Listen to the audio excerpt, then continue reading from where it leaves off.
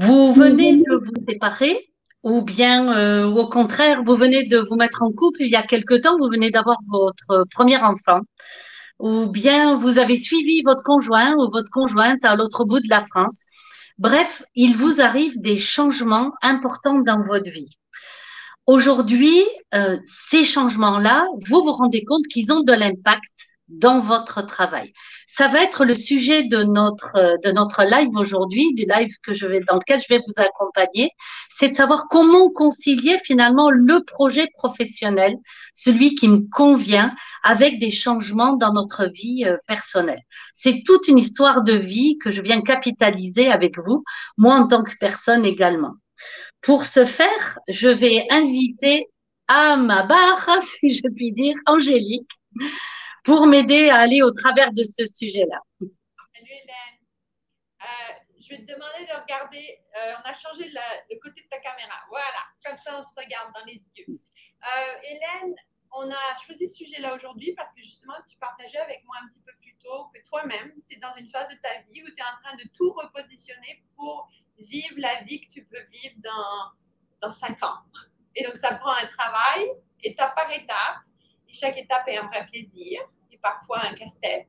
Alors, dis-nous un petit peu quel est le message que tu veux passer aujourd'hui?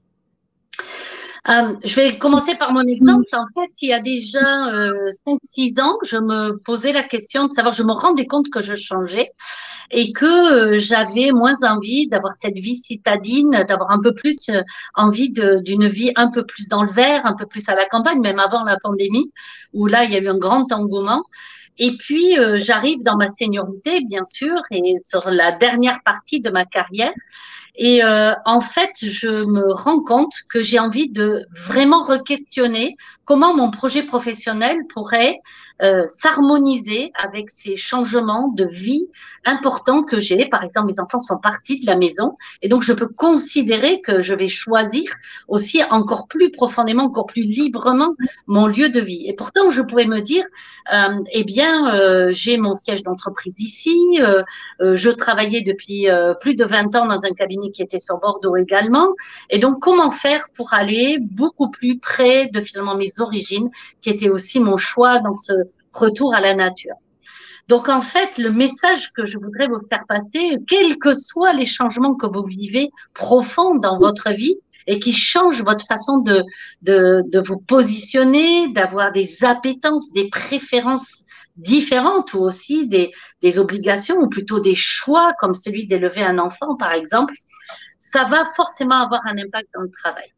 C'est encore cette semaine, cette personne qui m'appelait, cette dame, Quadra, plus de 20 ans dans la même institution publique, et qui disait, je viens de me séparer, j'ai la charge de mes enfants, mais aussi partagée avec leur papa. Et donc, pour moi, c'est essentiel que les enfants puissent voir leur père également. C'est un vrai choix de ma vie. Et pourtant, je suis au plus haut niveau hiérarchique de cette institution et donc je ne pourrais pas changer, évoluer dans mon institution ici. En gros, je peux plus voir comment évoluer là. Il faudrait que je change de territoire. Or, c'est un choix que j'ai de mes enfants et la vie dont ils ont besoin aussi partager avec leur papa. Du coup, comment ça questionne mon projet professionnel et elle vient vers moi en disant j'ai besoin d'aller regarder beaucoup plus large et essayer de trouver un chemin d'harmonie. Donc, c'est le message dont je voudrais parler aujourd'hui. Comment, finalement, les changements que nous faisons ou que nous avons plus ou moins choisis consciemment dans notre vie viennent impacter notre travail et comment nous pouvons trouver un chemin d'harmonisation plutôt que de se mettre dans une situation où je ne peux pas prendre ce travail parce que, ou je ne peux pas bouger parce que, et de mettre les choses en opposition. Donc, plutôt, allons vers la convergence et l'exploration vers la convergence. Alors, Hélène, concrètement, comment est-ce que, une fois que tu arrives, donc, si on reprend l'exemple de cette personne dont tu parlais plus tôt, qui a la job de rêve depuis 20 ans au top de la hiérarchie, et là, la vie personnelle prend le dessus, et pourtant, il ne faut pas s'oublier. Il faut toujours être épanoui. Il faut quand même tous les jours du matin se lever pour le travail. Comment est-ce que tu repositionnes ton mindset pour justement prendre le temps d'étudier la question sans stresser ou sans le ressentir comme un total bouleversement, mais plutôt comme une transformation positive et naturelle de la vie. Alors voilà, le risque, effectivement, sans le fameux sans stresser, comme tu disais, le risque, c'est effectivement qu'à force d'opposer les choses parce que alors je ne peux pas, c'est effectivement d'éteindre cette flamme intérieure, de continuer une vie épanouie ou peut-être même d'avoir une chance d'en trouver encore une plus épanouie. Donc du coup, la première clé, que moi je vous propose, c'est de vous dire que ce n'est pas le travail ou la vie personnelle qui est au centre de votre vie, ça, ce sont des aspects, des rôles de votre vie. Et qu'en fait, le travail qui va être amené, c'est de savoir qu'est-ce qui est finalement intrinsèque au fond de vous, dans votre fort intérieur, comme je le disais dans un autre poste, qui finalement est commun à tous les rôles de votre vie, qu'elle soit dans votre ligne de vie sociale, dans votre ligne de vie personnelle ou dans votre ligne de vie professionnelle, c'est d'aller explorer qu'est-ce qu'il y a finalement de commun à tout ça, que nous, on va appeler l'essence de vous, finalement. C'est vraiment la substantifique moelle de vous, le cœur de vous, que vous allez pouvoir mettre au centre de votre exploration et de pouvoir aller ensuite explorer à cette dame, par exemple, son rôle de mère, son rôle de compagne séparée, mais pour autant parentale qui existe toujours, son rôle de femme professionnelle, son rôle de femme qui se remet dans la société autrement qu'en couple, etc. Son rôle de femme-fille, son rôle de femme petite-fille, etc. Donc, en fait, souvent, nous avons l'habitude de dire, bon, ben là, je suis parent, donc du coup, je peux faire telle ou ne peux pas faire telle et telle chose. Ou bien, je suis très, très engagée dans le boulot, comme moi, je l'étais avant d'avoir mes enfants. Et puis, ben, du coup, je peux pas, c'est pas le moment d'avoir des enfants, par exemple. En fait, on envisage dans cet accompagnant les choses de façon radicalement différente. Ce ne sont pas les rôles de notre vie qui sont au centre de notre vie. C'est ce que nous sommes intrinsèquement et qu'il est important d'aller découvrir, de se poser pour faire ce travail, de façon à aller explorer les rôles de notre vie et de travailler à une harmonisation de tout ça. Donc, c'est ce que cette dame est venue chercher chez moi pour faire ce travail en profondeur qui va lui permettre de repositionner sa carrière en même temps qu'elle est en train de repositionner son rôle de mère, finalement isolée, même si le papa ne sera pas très loin, mais en tout cas en temps et en heure, au moment où elle les a, ses enfants, son rôle de femme, son rôle de professionnelle. Hélène, je sais qu'il ne nous reste pas beaucoup de temps, mais combien de temps ça peut prendre entre le moment où tu te dis, OK, je veux vraiment faire le point, de voir comment je peux avoir mes deux lignes de vie professionnelle et personnelle qui sont alignées et harmonieuses, et le temps où, ça va être quoi les premiers signes de changement ou de transformation? Tu veux dire les signes de transformation positifs, harmonieux? Oui, combien de temps ça prend? C'est l'histoire d'une vie. En fait, ça va très vite. En fait, ça va incroyablement vite.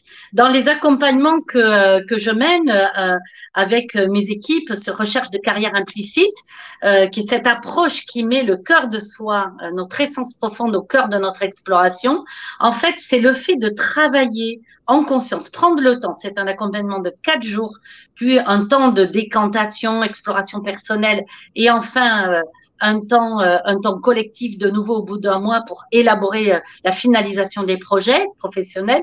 En fait, il y a des moments clés où finalement, ce n'est qu'une histoire de choisir que c'est bien l'essence de moi qui vient au centre de tout. Avec un peu d'exercice, d'accompagnement autour de ce thème-là, ça va très, très vite. C'est d'ailleurs assez époustouflant de voir comment les personnes, au travers de cet exercice que je mène en 3e jour d'accompagnement, il devient finalement un booster incroyable. C'est quasiment instantané. Alors, ça peut prendre un peu de temps pour savoir comment je vais mener l'ensemble de ces rôles-là, et après, ça fera partie des projets. Mais les premiers signes de liberté, d'enthousiasme, de joie profonde, ils arrivent au moment où on fait cet exercice-là. Hélène, on va se quitter là-dessus. Dis-moi, c'est quoi ton essence à toi? Qu'est-ce qui te fait vibrer quand tu as besoin de te recentrer? Alors moi, j'ai cette sensation de jaillissement au cœur de moi dès que je suis consciente qu'effectivement, je me remets mon essence au centre de ma vie. Je ressens cette énergie vitale monter et j'ai cette mission de vie qui émerge de là. Et quels que soient les rôles de ma vie, je retrouve mon harmonie, y compris et en particulier dans les moments difficiles, les moments de changement où on peut perdre quelqu'un, où on change de job, où on change de client, on a fini une mission, on va plus travailler avec les mêmes personnes. C'est véritablement de sentir que je suis là pour aider les gens à trouver leur vraie place, leur juste place et à pouvoir se lever le matin en ayant la super banane. Et quand tu dis sentir, tu mets tes mains là, tu sens dans ton corps. Voilà, c'est quelque chose qui vient vraiment du très fond de moi, de la base de mon buste, ça s'assoit sur mon bassin et ça vient chercher l'énergie dans la terre finalement sur laquelle nous reposons pour nous élancer vers les étoiles entre guillemets, en tout cas vers notre univers de travail, vers notre univers de vie. J'ai d'ailleurs cette expression que j'ai retrouvée il n'y a pas très longtemps en parlant avec des personnes chez un ancien client. Ce que j'aime dans ces moments-là, c'est que nous avons la sensation d'avoir les pieds ancrés dans la terre et la tête dans les étoiles. Et l'important, c'est de bien connecter au travers de notre corps, c'est notre antenne.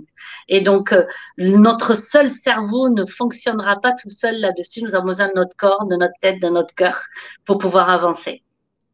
Merci Hélène. Et puis aussi, on veut parler de justement si la question de conseiller de projet professionnel avec une vie personnelle en plein chamboulement en ce moment, les gens peuvent te contacter pour un entretien conseil. On va mettre le lien autour de la vidéo. Dis-nous un petit peu à quoi s'attendre pendant cet entretien conseil. Donc, c'est le moment de pouvoir, pour vous, poser les valises, poser les sacs de toutes ces choses-là, de chamboulement qui sont en train d'arriver et de voir finalement qu'avec un peu de méthode, je peux vous aider à remettre les choses dans le bon ordre pour vous.